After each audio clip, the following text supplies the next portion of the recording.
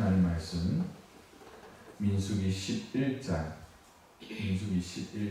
23절에서 25절의 말씀입니다. 우리 한 목소리로 봉독합니다. 시작. 여호와께서 모세에게 이르시되 여호와의 손이 짧으냐 내가 이제 내 말이 내게 응하는 여부를 보리라.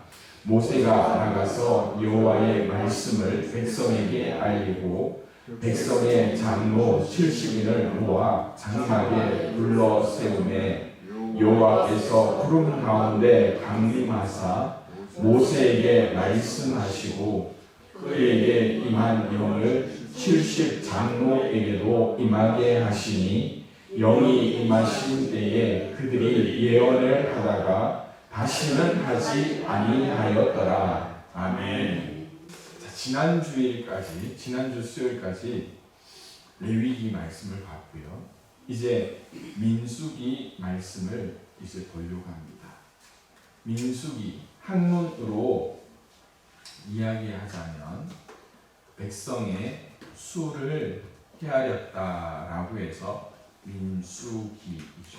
그래서 이제 출애굽 이후에 이제 이스라엘 백성이 어떻게 형성되어서 이제 출애굽의 과정 가운데 동참했는가의 말씀이 이제 민수기에 나타나고 있습니다. 그래서 이제 약속의 땅 가나안을 차지하기까지 광야에서 그 백성들이 그 무리가 유랑하던 것을 배경으로 삼고 있습니다. 실은 여러분 출애굽기도 마찬가지지만 출애굽기의 말씀과 민수기에 겹치는 말씀들이 있죠. 그런데 민수기가 이스라엘 백성들이 순종했다면 민수기가 과연 기록될 수 있었을까라고 한번 생각을 해봅니다. 왜냐하면 출애굽 이후에 14일이면 하나님의 약속하신 그 땅에 들어갈 수 있는 축복과 고난이 그들에게 있었지만 그들 가운데 불순종 그리고 불만 그리고 그의 입술에 불평을 통하여서 그들은 몇 년을 헤아리게 되었습니까? 40년의 시간을 광야에 머물며 하나님께 뭐라 해야 되나요? 훈련을 받아야만 했습니다. 그래서 이 민수기가 왜 기록되었는가 그 목적을 이야기하자면 크게 두 가지로 이야기할 수 있습니다. 광야 40년의 고통스러운 생활이 하나님의 말씀에 순종하는 법을 배우게 하려는 사랑의 훈련 과정이었다는 거예요. 그래서 민수기를 읽다 보면 그 백성의 수의 풋꽃을 맞추는 것이 아니라 그 광야에서 하나님께서 어떻게 그들을 훈련시키셨는가 그리고 그 훈련의 과정을 보면 하나님의 사랑이 드러나더라라는 말이죠. 두 번째로 하나님의 백성의 삶은 광야 같은 이 세상에서 끝나는 것이 아니라는 것을 보여주고 있어요. 무슨 말씀인지 아시겠어요? 우리가 살다 보면 늘 뭐합니까? 왜 나만 고통받아? 왜 나만 힘들어야 돼? 여러분 그런 이야기 하지 않았습니까? 우리 7살짜리 막내가 아침마다 하는 이야기예요. 왜 내가 유치원 가서 그렇게 공부를 해야 되냐고 이야기합니다. 얼마나 힘들겠습니까? 그 인생이. 공감 안 하십니까? 얼마나 힘들었으면 눈 뜨자마자 하는 말이 유치원 안 가면 안 돼. 유치원 안 가면 안 돼. 얼마나 힘들었으면. 그런데 엄마가 하는 말이 있잖아요. 엄마가 하는 말이 야 유치원에서 끝나는 내년은요 초등학교 가요. 초등학교. 아니 초등학교에 가기 싫으면 또 뭐라고 이야기했습니까? 중학교 가요.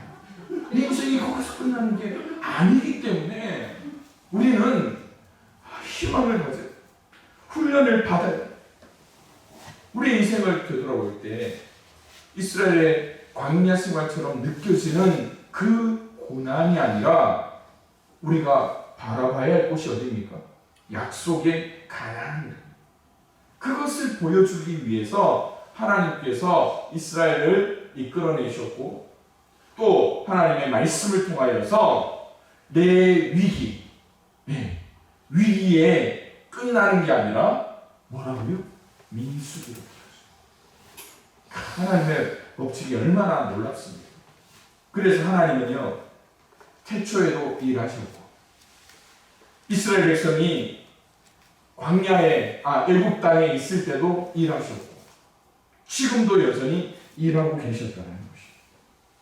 그래서 이스라엘 백성이 애굽에 노예 생활하는 기간에도 하나님은 아브라함에 주셨던 그 축복을 이스라엘 백성들에게 보여주셨죠. 그뿐만이 아닙니다.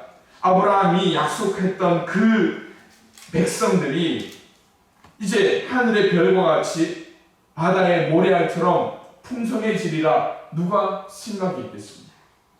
그런데 이제 그들이 애굽에 들어갈 때는 70여 명의 아주 그냥 일반적인 부족 혹은 큰 가족에 불과했지만 430년이 지난 후에는 그들이 몇 명이나 됐습니까? 여자와 어린아이들을 제외하고도 60만 명의 장정이, 그래서 많은 사회학자들이 이야기해요. 300만 명 이상의 큰 인구로 나라로 성장할 수가 있었지 않습니까? 이제 그들은 하나님의 인도하심을 따라 하나님의 말씀을 따라 가기만 가면 어디로 갈 수 있습니까? 약속의 땅 가운데 들어가게 되는 겁니다. 그런데 앞서서도 이야기했지만 2주 14일이면 들어갈 그 약속의 땅을 40년 동안 헤매야 했던 이유가 뭘까요? 그들이 430년이라는 시간 동안 애굽에 있었던 그들의 신분은 노예였습니다. 그들 가운데 가지고 있던 마음은 뭐라고 이야기합니까? 노예 근성이라고 이야기하죠. 그래서 그들은 수동적인 생활 방식이 몸에 배어 있었어요. 하나님의 백성으로 살아가기 위한 움직임이 아니라 애굽인의 명령에 따라 행동하면 뭐가 되는 겁니까? 밥이 생기는 겁니다. 무슨 말씀인지 아시겠습니까?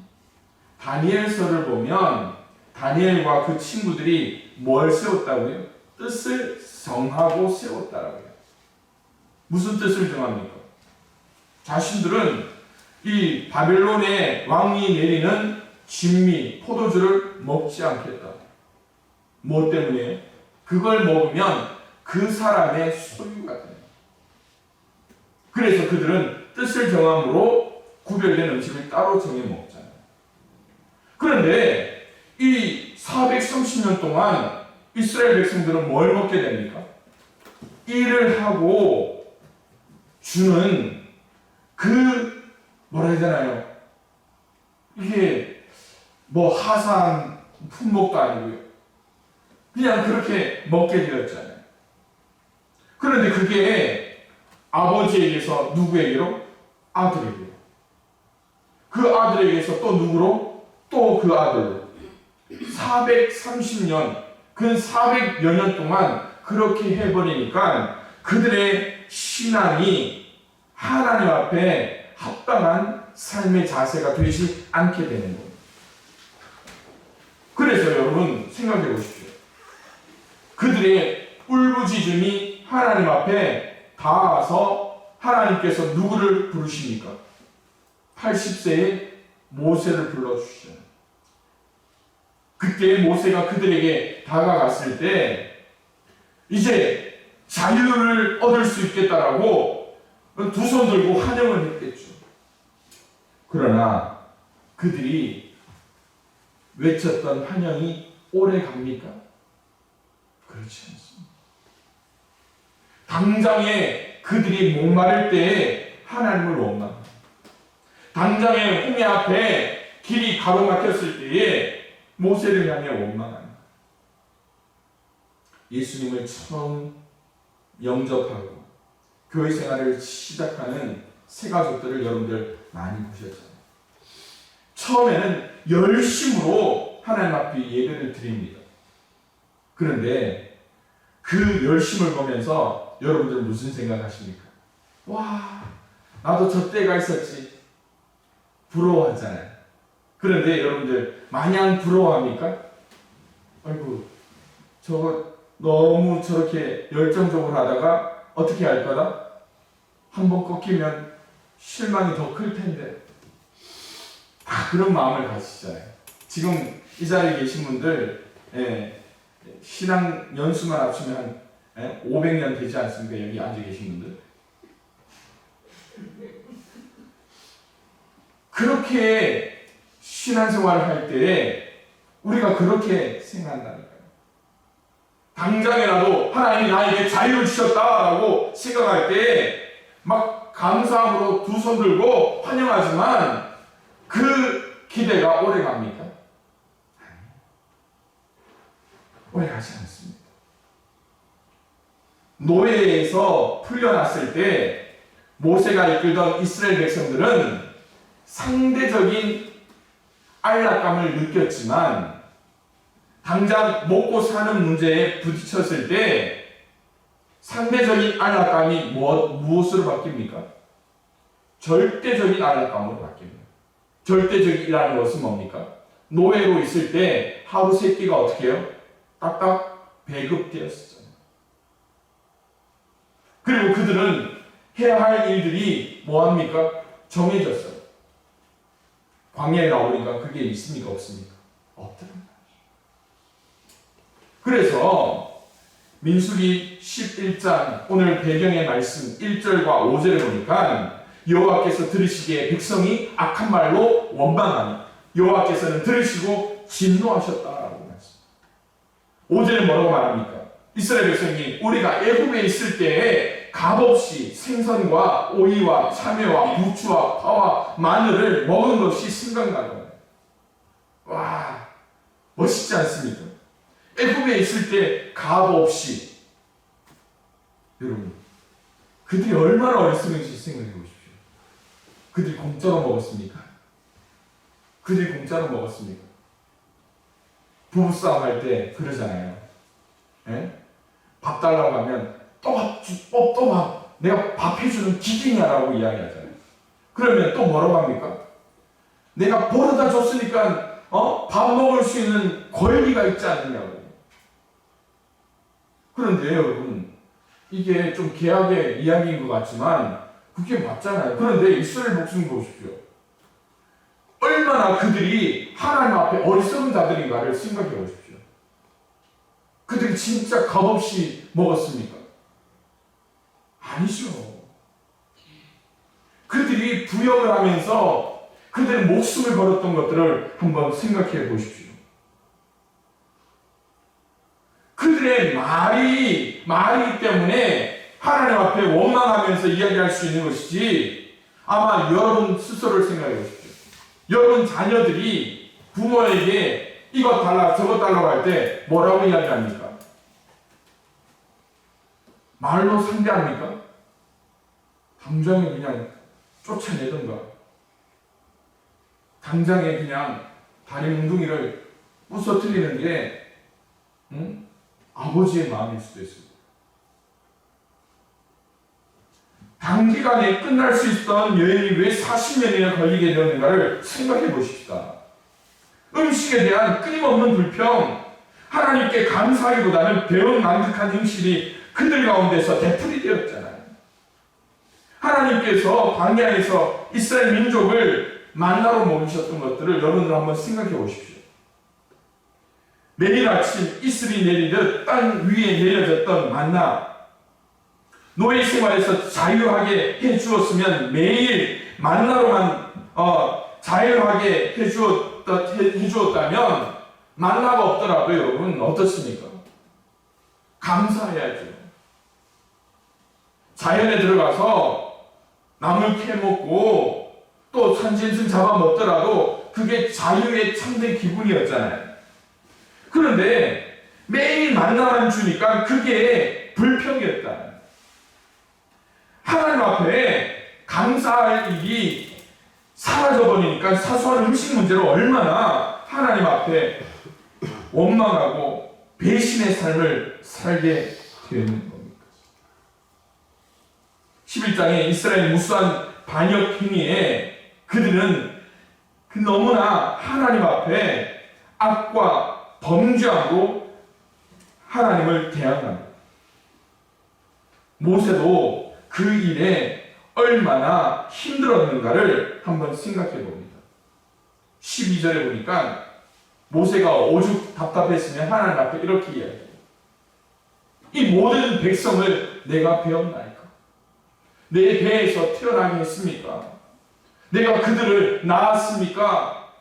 어찌 하나님께서 내게 양육하는 아버지가 젖 먹는 아이를 품듯 그들을 품에 품고 젖과 꿀이는 강한 땅으로 가라하시오.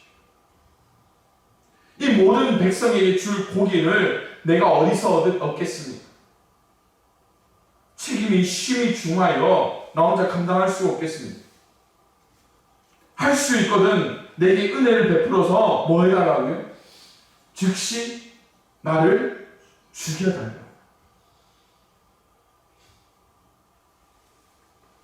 지난 주일에도 제가 작심삼일에 대한 이야기를 잠깐 말씀드렸는데, 여러분 시험 고난 당할 때가 있잖아요. 이 고비가 쉽게 넘어가기만 한다. 이 고통이 쉽게 사라질 수만 있다면, 내가 시험을 합격할 수만 있다면 뭐라고 이야기합니까? 하나님 앞에 평생을, 하나님의 평생. 그런데 고비를 이겨내 보십시오. 고통이 사라져 보십시오. 시험에 한번 합격해 보십시오. 그 감격, 하나님께 감사하는 마음이 있습니까? 하루 정도는 생각할 수 있을 겁니다. 이틀, 3일 지나 보십시오. 그들은, 이스라엘 백성은 그들의 일로 인해서 애굽인들이 주던 그 배급처럼 너무나 쉽게 종의 노예 근성에 빠져 있게 되었던 겁니다. 그러니까 모세가 이렇게 이야기하죠.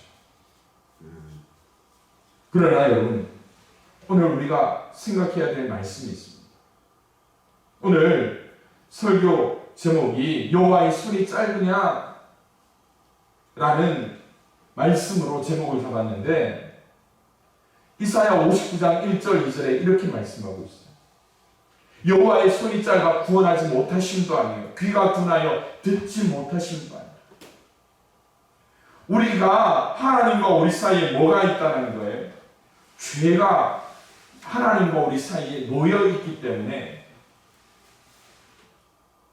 오늘 하나님께서 주시는 그 은혜를 우리는 너무나 배은 망덕하게 보내고 있지는 않습니다. 시험과 시련 고통의 골짜기를 지날 때 하나님께서 내게 주신 그 은혜를 생각하며 그 희망의 길을 좁고 멀더라도 그 길을 향해 나아가는 것이 은혜 받은 자의 삶인데, 우리는 어떻게 합니까? 하나님 그것도 못하십니다. 하나님 그것도 못하십니다.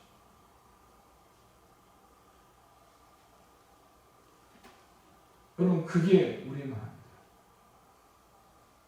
오늘 저희 아버님이 돌아가신 지 4주기 됩니다. 4주기가 됩니다. 여러분, 아마 그 일들을 먼저 다 겪으셨기 때문에 저보다는 더 잊혀진 선친들의 모습이겠지만, 꼭 이날이 되면 저는 아버지에게 잘못한 것들이 그렇게 생각이 나요. 조금만 더 참으라. 조금만 더 참으라. 조금만 더 내 마음을 가다듬었으면, 조금만 더 자주 찾아뵙다. 그런 생각이 듭니다. 그런데 막상 여러분 한번 생각해 보십시오. 아버지가, 돌아가신 아버지가 다시 내 앞에 온다면 내 마음대로 그렇게 행동하겠습니다. 못합니다. 왜냐? 우리의 마음이 벌써 그렇게 굳어져 있기 때문에. 이사야 55장에 보면요, 이는 내 생각이 너희의 생각과 다릅니다. 내 길은 너희의 길과 다릅니다. 여호와의 말씀입니다. 이는 하늘이 땅보다 높은 같이 내 길은 너희의 길보다 높으면 내 생각은 너희의 생각보다 높습니다. 우리는 저주라고 생각하지만 하나님은 우리를 향해 사랑의 손길을 내밀고 있다. 하나님께서는 이러한 최악의 상황을 통하여서 그 백성들이 어떠한 신앙을 가지고 있는가를 되돌아보는 거예요. 즉, 이 같은 상황에서 무엇보다 중요한 것은 하나님 앞에 감사, 그리 아니하실지라. 오늘 우리가 하나님 앞에 어떻게 내 믿음을 보여드리느냐, 그것이 우리의 참된 길이라는 거예요. 우리의 입술을 통하여서 콩나라 판나라, 하나님 왜 이러십니까?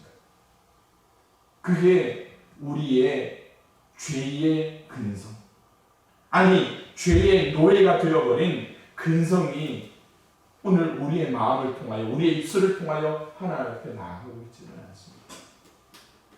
하나님 오늘 또 우리에게 말씀하고 있습니다. 여호와께서 모세에게 이르시되 여호와의 손이 짧으냐? 내가 이제 내 말이 내게 응하는 여부를 보리라.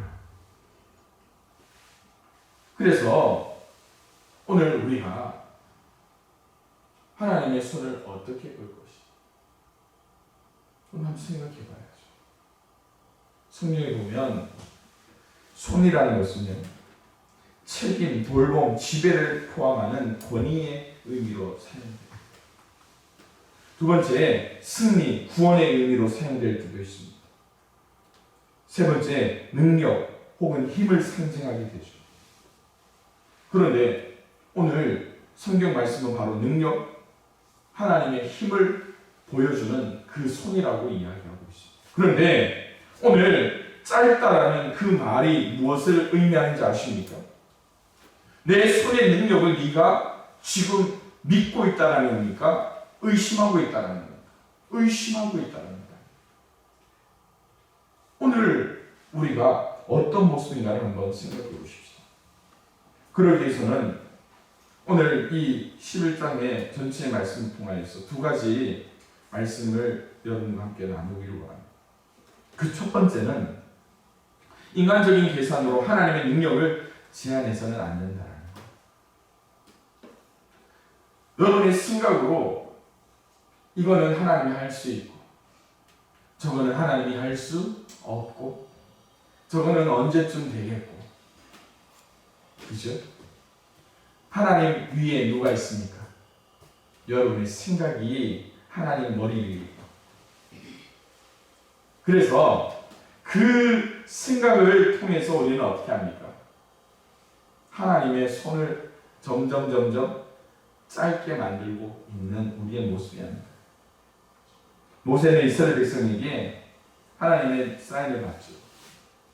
만나만 주는 하나님, 이스라엘 백성은 뭐 먹고 싶다고 합니까? 고기를 달라고 합니다. 그랬더니 하나님께서 뭐라고 이야기합니까? 며칠 동안? 한 달 동안 니들 입에서 단내가 나도록 뭘 주겠다? 고기만 주겠다라고. 하나님의 말씀에 대해서 인간적인 계산이 어떻게 드는가를 생각해 보십시오. 이스라엘 백성이 어떻게 이 많은 고기를 공급하실까? 그걸 의심하고 계산하는 겁니다. 주일날 그런 이야기를 했어요. 성경에는 부스러기 믿음이 나오는데 제가 설교할 때 뭐라고 이야기했습니까? 무슨 믿음? 좁쌀만한 믿음. 좁쌀만한 믿음만 있어도 우리는 하나님을 감동시키고 하나님의 능력이 우리 삶에 분명히 드러났습니다. 하나님은 어떤 하나님입니까? 이스라엘 백성들은 너무나 잘 알고 있습니다. 어떤 하나님입니까? 애굽에 10가지 재앙을 내리시죠. 10가지 재앙을 통하여서 그들이 430년 동안 그들을 압제하고 누르던 애굽의 우상들을 깨부시는 하나님. 그들을 가로막고 있던 홍해를 마른 길로 열어주신 하나님. 광야에서 어떻게 살라고요? 광야에서 어떻게 살라고요? 그들이 고민할 때 낮에는 구름 기둥, 밤에는 불 기둥으로 그들을 보호하신 하나님. 그런데 여러분, 고작 한 달 고기 먹이겠다 하니까 그들의 생각에 벌써 하나님의 능력을 제한합니다. 이제 여러분들 겨울을 앞두고 있잖아요. 어떤 고민하십니까? 어떤 고민하십니까? 이번 겨울은 작년보다 더 춥더라. 농사 어떻게 준비해야 되고 건강 어떻게 준비해야 되나? 벌써 우리는 많은 걱정을 하죠. 코로나는 어떻게 대비해야 되고 독감은 어떻게 대비해야 되고 내 삶에 하나님께서 행하신 일 중에 이번 겨울은 요만한 한 점이 될 수밖에 없을 겁니다. 그런데 우리는 우리의 생각으로 하나님의 능력을 제한하고 우리의 생각으로 하나님을 판단하고 우리의 생각으로 하나님을 움직이려고 하나님 위에 있는 내 생각을 꺾지 않으면 하나님 앞에 우리는 여전히 죄의 노예의 근성을 보일 수밖에 없다는 것 아닙니까? 예레미야 32장 이런 말씀이 있습니다. 슬프도소이다. 주 여호와여 주께서 큰 능력과 표심팔로 천지를 지으셨사오니 주에게는 할 수 없는 일이 없으십니다. 할렐루야. 하나님 앞에는 할 수 없는 일이 없으니 예수는 뭐라고 말합니까? 믿는 자에게 능치 못한 일이 없다. 할렐루야. 그게 오늘 우리의 고백이고 우리의 신앙이 되어야 된다는 것입니다. 그러기에 오늘 우리 삶에 많은 일들이 있을 때 여러분 계산하기 전에 뭐 하자고요? 엎드리자고요. 계산하기 전에 우리가 기도하자고요. 계산하기 전에 우리가 하나님 앞에 모든 것을 맡길 수 있는 그래서 여러분 부부싸움 많이 하시죠. 뭐 때문에 부부싸움 합니까? 일이 있을 때 우리는 어떻게 진행하는지 생각해 보십시오. 일이 있을 때 어떻게 진행합니까? 부부간에 먼저 이야기를 하다가 싸워서 어떻게 합니까? 대판 싸우고 나서 네 교회 가느니 안 가느니 막 기도하느니 안 하느니 하잖아요. 그렇지 않습니까? 그 순서를 좀 바꾸자고요. 부부지간에도 이야기하기 전에 뭐 하자고요? 아, 왜 이야기를 안 하십니까? 왜 이야기를 안 하세요? 부부지간에 이야기, 어떤 사안이 있으면 부부지간에 먼저 이야기하는 게 옳죠. 그런데 그 이야기하기 전에 뭐 하자고요? 기도부터 하고 하자고요. 그래서 기도하다가 하나님이 사인 안 주고 하나님 감동 없고 이 하나님께서 기도하다가도 이야기하다 보면 뭐 싸울 것 같고 이야기 안 할 것 같고 하면 뭐 하자고요? 이야기 안 하면 되는 거예요. 그런데 왜 우리는 그 일, 하나님께서 하신 일들, 하나님께 맡기면 되는 일들을 먼저 입 밖으로 내가지고 싸웁니다. 두 번째, 민수기를 보면서 우리가 생각해야 될 가장 중요한 것 중에 하나가 하나님이 하시는 일에 우리는 순종할 수 있어야 된다. 하나님이 하시는 일이 무엇인가를 생각해야 된다. 하나님이 하시는 일과 우리가 하는 일, 그것들이 어떻게 구분되는가를 생각해 보십시다. 16절에 이렇게 말씀합니다. 여호와께서 모세에게 이르시되 이스라엘 노인 중에 내가 알기로 백성의 장로와 지도자가 될 만한 자 70명을 모아 내게 데리고 와 회막에 이르러 거기서 너와 함께 뭐하라고요? 서게 하라라고 말씀합니다. 하나님께서 노인 중에서 백성의 지도자를 세우라 하십니다. 뭐 때문일까요? 그 그들이 가지고 있는 풍부한 경험과 연륜을 가진 자이기 때문입니다. 그렇죠?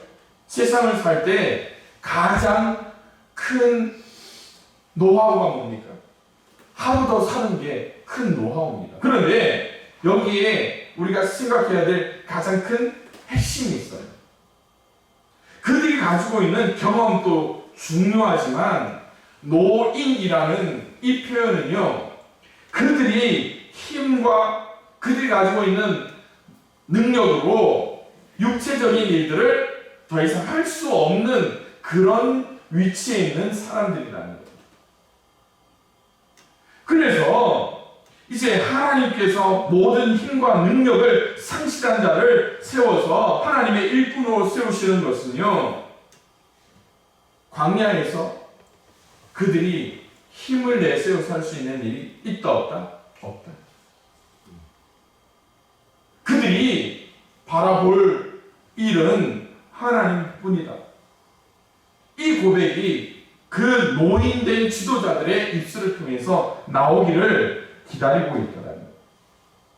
이러한 상황 속에서 누구보다도 하나님께서 노인을 뽑으라 할 때 이 마음을 가장 깊이 알았던 사람이 있습니다. 누구일까요? 지도자 누굽니까? 모세. 왜요? 40에 하나님께서 모세를 불렀다면 그는 얼마나 큰 힘을 가진 사람. 애굽의 왕자로서 이 광채가 그 속에 배어 있던 사람이었습니다. 그런데 광야에 있던 40세 그 모세는 뭐 하고 있었습니까? 양을 치고 있었어요. 양을 치고 있었어요. 하나님께서 그를 부르실 때의 나이가 언제였습니까? 노인 모세였다. 노인 모세였다. 모세가 하나님의 일에 순종할 수 있었던 이유가 바로 여기 있습니다. 그가 할 수 있는 일이 없었어. 누가 해야 됩니까? 하나님이 일을 하셔야 된다. 이스라엘 백성에게 보이신 그 하나님의 섭리를 통하여서 감사함으로 온전히 쓰임받고 또한 하나님의 뜻을 우리가 바라볼 수 있는 귀한 하루가 될 수 있기를 주님의 이름으로 축원해 드립니다.